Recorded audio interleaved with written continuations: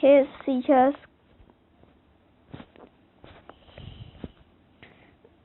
for the entire week leading up to their trip of Philippines.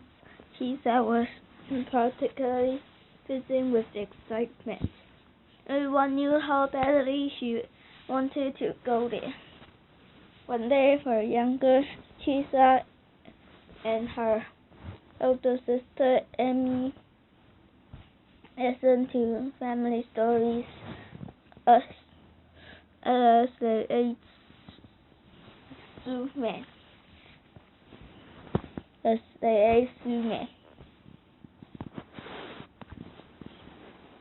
Every time their parents made Filipino food, Chesa learned the recipe. She asked their parents to name the ingredients in Tagalog, a language spoken in the Philippines. Mom and Dad spoke so fondly the Philippines she could help to love it too. She dreamed to seeing deserts and swimming the Pacific Ocean. One day you'll go, Papa would say. Now you'll see the city and visit your family. Now they were finally going. Chesa was so excited she felt more like a volcano than an 8-year-old girl. Amy left as she packed for the trip. You're like a soldier shaken up. At the airport, their parents kissed her forehead. Only drink bottled water, Mom reminded for the 100th time. The water in the Philippines is different from ours. Even ice might make you sick. Amy chuckled to the boarding passes and carry on. At 15 miles, they'll be okay, promise. After nearly 20-hour flight, they arrived in the capital, Lima. After nearly 20-hour flight, they arrived in capital, Mimana. They followed the stream of people out the 30-mile. Chesa's ear flooded with fragments of Tagalog. Noticed the air was warm. Looking around, Chesa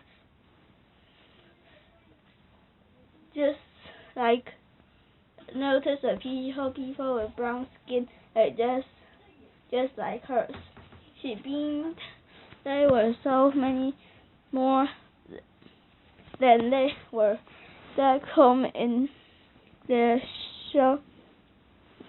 small town in India. She gasped.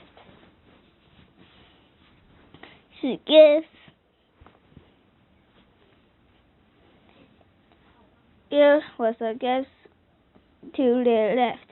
The sister turned to see a familiar woman. Hair curling around her face, her warm, relaxed smile looked exactly like Papa's. She opened her arms and called, Chesa, Amy. Tita,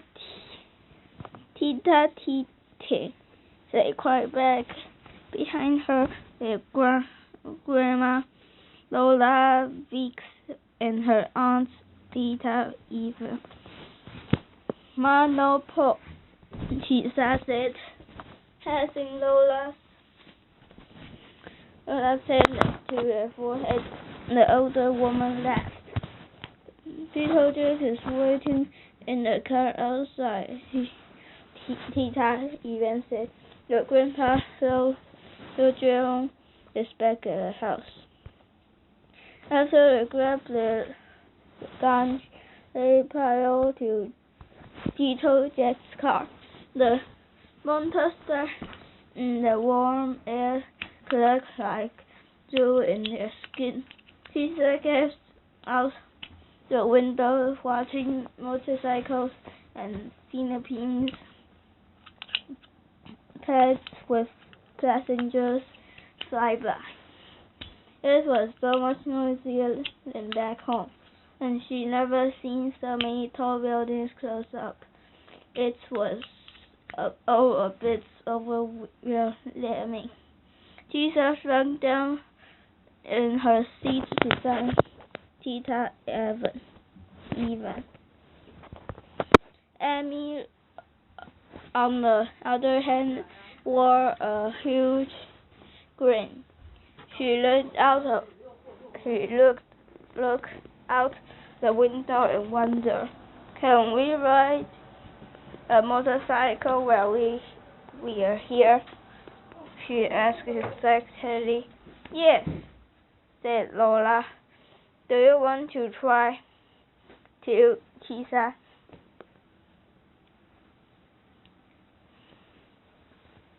Chesa paused. Her heart raced at the thought of zipping down the busy street.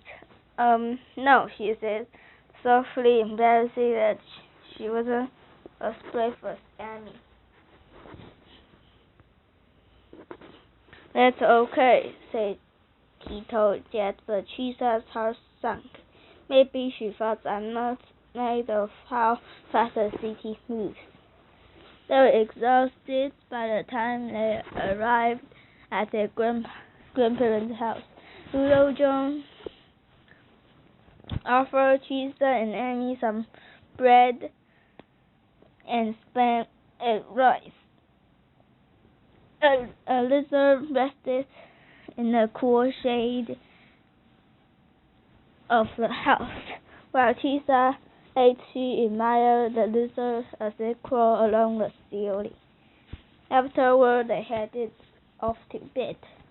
The next morning, they decided to drive around and see the city.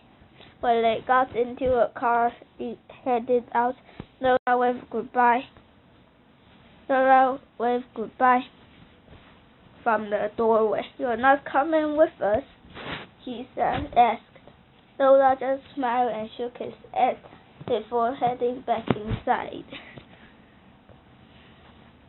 After driving around for a while, they stopped to stretch their legs. They wandered around the crowded outdoor area of a mall, enjoying some mirror and lights hung overhead on strings and shops lined either side. Chesa looked in all the colors, sounds, and smells. It was a bit too much, and suddenly Chesa wanted to go home. As they made their way back, Amy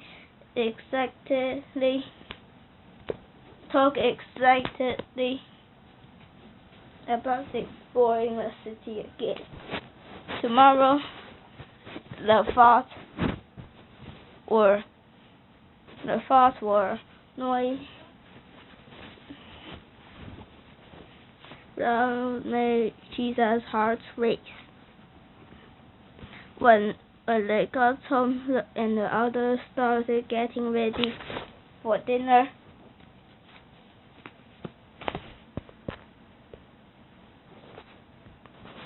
Chesa stepped outside, hiding her tears. "Chesa," Lola said, from where she sat beneath a banana tree reading a book. He stood up and rested his strong hand on her shoulders, a knowing look on his eyes. He motioned Chesa to follow him toward a shed with motorcycle stand.